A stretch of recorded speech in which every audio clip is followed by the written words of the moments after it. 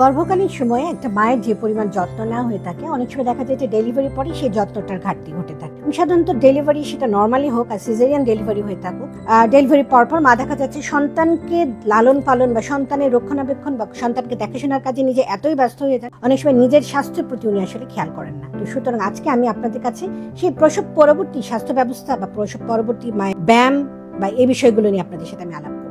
Delivery পরে সেটা normal delivery হোক আর সিজারিয়ান ডেলিভারি হোক, একটা শারীরিক যে পরিবর্তনগুলো মায়ের প্রেগনেন্সির সময় ঘটে থাকে, সেই পরিবর্তনগুলো কিন্তু আবার তার নর্মাল অবস্থায় ফেরত আসে। অর্থাৎ গর্ভকালীন সময় যে ফিজিওলজিক্যাল যে চেঞ্জগুলো মায়ের হচ্ছে, অর্থাৎ মার ওজন বাড়ছে, মার হাড় এবং লিগামেন্টগুলো শিথিল হয়ে একটা প্রেগনেন্সিকে ধারণ করছে, বিশেষ করে পেলভিক হাড় যে অস্থি সেটা এবং মেরুদণ্ডের হাড়, এটার উপরে কিন্তু সবচেয়ে বেশি পরিবর্তন হয়ে থাকে। এছাড়া অনেক সময় দেখা যায় যে শরীরে অনেক জায়গায় অতিরিক্ত মেদ, বিশেষ করে অ্যাবডোমিনাল ফ্যাট, এগুলো কিন্তু বেড়ে থাকে। সুতরাং প্রসব পরবর্তী সময় একটা মা যদি সঠিক নিয়মে তার খাদ্যাভ্যাস এবং লাইফস্টাইল লিড করে এবং কিছু যদি ব্যায়াম করে, তাহলে কিন্তু সম্ভব এই প্রসবকালীন যে অতিরিক্ত ওজন এবং যে কোমর ব্যথা, পা ব্যথা, মাথা ব্যথা, নানা রকম কমপ্লিকেশন কিন্তু একটা প্রেগনেন্সিতে মা কমপ্লেন করে থাকে। এবং সবগুলো কিন্তু ফিজিওলজিক্যাল কমপ্লেন, এবং এগুলো কিন্তু প্রসব পরবর্তী সময় যদি সে একটু যত্নবান হন তার খাবারের প্রতি এবং কিছু অভ্যাসের প্রতি, তাহলে কিন্তু এই প্রবলেমগুলো থেকে দূর হওয়া যায়। তো আসুন আমরা জেনেছি যে আমরা মাকে কী ধরনের অ্যাডভাইস আমরা দিতে পারি। ডেলিভারির পরে, বিশেষ করে আমি যদি বলি নর্মাল ডেলিভারির পরে একটা মা দেখা যাচ্ছে যে সে ডেলিভারির সময় একটা বেয়ারিং ডাউন পেইন হচ্ছে, সে জ্বরের মুখ অনেক সময় দেখা যাচ্ছে কিছুটা নেমে আসে, আবার অনেক সময় মাসিকের যে রাস্তা বা প্রসব যে জনিপথ সেটা অনেক শিথিল হয়ে যায়, অনেক ক্ষেত্রে দেখা যাচ্ছে ওখানে একটা সেলাই পড়ছে। সুতরাং মার কিন্তু পেশাব, পায়খানা এবং তার জনিপথের এই জায়গাটা একটা সবসময় একটা পেইন সে অনুভব করে। তো এই যে একটা সমস্যা, এবং গর্ভকালীন যে সময়ে যে জরায়ুটা বড় হয়ে যাচ্ছে এবং ডেলিভারির পর জরায়ুটা যে কিছুটা তার জায়গা থেকে নেমে আসছে, এই জিনিসগুলো কিন্তু রিভার্ট করে অর্থাৎ নর্মাল আনার জন্য মাকে নর্মাল ডেলিভারি পরপরই আসলে কিছু কিছু অভ্যাস করতে হবে। আমরা সাধারণত ডেলিভারি পরের যে সময়টাকে আমরা বলে থাকি সাধারণত ৪৫ দিন পর্যন্ত একটা মায়ের কিন্তু একটু একটু করে ব্লিডিং হতে থাকে, এবং এই সময় কিন্তু জরায়ুটা অনেক বড় থাকে এবং আস্তে আস্তে 45 ডেজের মধ্যে জরায়ুটা ছোট হতে থাকে। এই ৪৫ দিনটা কিন্তু একটা মার জন্য খুব ইম্পর্টেন্ট সময়, অর্থাৎ এই ১.৫ মাস। এই সময় মাকে সেটা সিজারিয়ানও হোক আর নর্মালি হোক, এই পুরোটা পোস্ট ডেলিভারির এই 45 ডেজ কিন্তু তার জন্য একটু এক্সট্রা কেয়ার নিতে হবে। অর্থাৎ মাকে এই সময় বিশ্রাম দিতে হবে। দেখা যায় থাকে নবজাতকের যত্ন নেওয়ার জন্য বিশেষ করে রাত্রে জাগতে হচ্ছে, মাকে সন্তানকে দুধ পান করাতে হচ্ছে, সো মার কিন্তু রেস্ট হয় না। যেমন মাকে পরিবারের অন্য সদস্য হতে পারে, বাবা হতে পারে, তার শাশুড়ি, তার বোন বা তার মা বা তার বোন, যারা তাকে এই সময় একটু সাপোর্ট দেবে, অর্থাৎ মাকে যেন বাচ্চার সাথে মিলিয়ে যেন সে একটু বিশ্রাম নিতে পারে, সেই বিষয়টা ইনশিওর করা উচিত।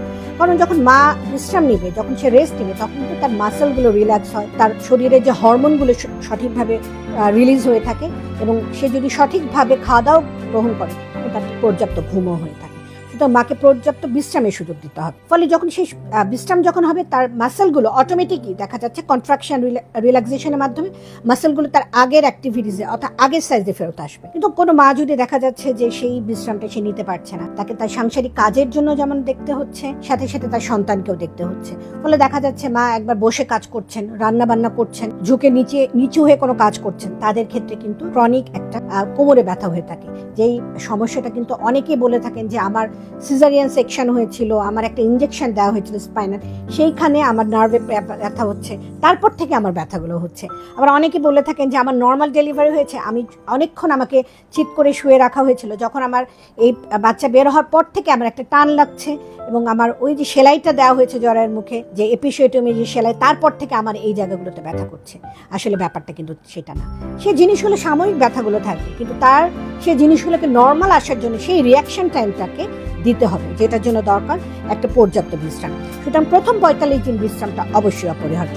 এবার আমি আসি দ্বিতীয় স্টেজ, প্রথম ৬ মাসের কথা বলি। প্রথম ৬ মাসে একটা মাকে কিন্তু তার খাদ্যাভ্যাসের একটা গুরুত্বপূর্ণ উপাদান হচ্ছে গিয়ে ক্যালসিয়াম সমৃদ্ধ খাবার খাওয়া, অর্থাৎ মাকে দুধ এবং দুগ্ধ জাতীয় খাবার খেতে হবে, মাকে ক্যালসিয়াম ইনটেক করতে হবে, পর্যাপ্ত সবজি খেতে হবে, এবং প্রোটিন জাতীয় খাবার তো খেতেই হবে।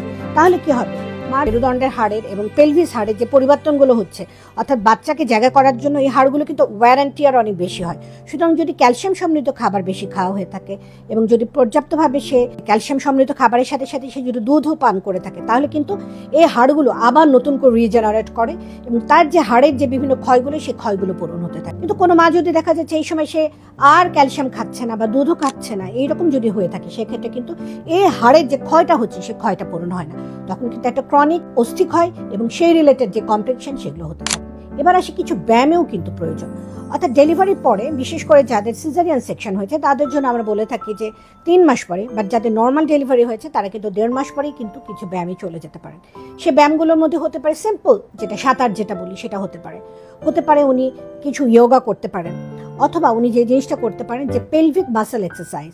অর্থাৎ আমাদের পেশাবের রাস্তায় যখন আমরা পেশাবের বেগ পাচ্ছি কিন্তু আমরা টয়লেট পাচ্ছি না, তখন অনেক সময় দেখা যায় যে আমরা ওই জায়গার মাসলটাকে খুব টাইট করে ধরে রাখি। সুতরাং ওই এক্সারসাইজটা অর্থাৎ পেলভিক ফ্লোরের যে মাসলগুলো ওগুলোকে টাইট করে ধরে রাখা এবং ছেড়ে রাখা, এই যে এটা এক্সারসাইজ যেটাকে বলা হয় পেরিনিয়াল এক্সারসাইজ বা পেলভিক ফ্লোর এক্সারসাইজ, এই এক্সারসাইজটা করতে হবে।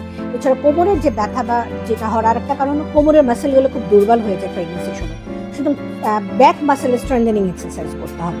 সুতরাং এই জাতীয় এক্সারসাইজগুলো যদি মা করেন, মা অনেক সময় নিজে নিজে সেটা করতে পারবে না, অবশ্যই সেক্ষেত্রে আপনাকে একজন ট্রেনার বা আপনি চাইলে ইউটিউবে যেটা মানে প্রপারভাবে ওই এক্সারসাইজগুলো আপনি দেখে সেই এক্সারসাইজগুলো করতে পারেন, অথবা সিম্পল যোগা করতে পারেন, অথবা সাঁতার কাটতে পারেন।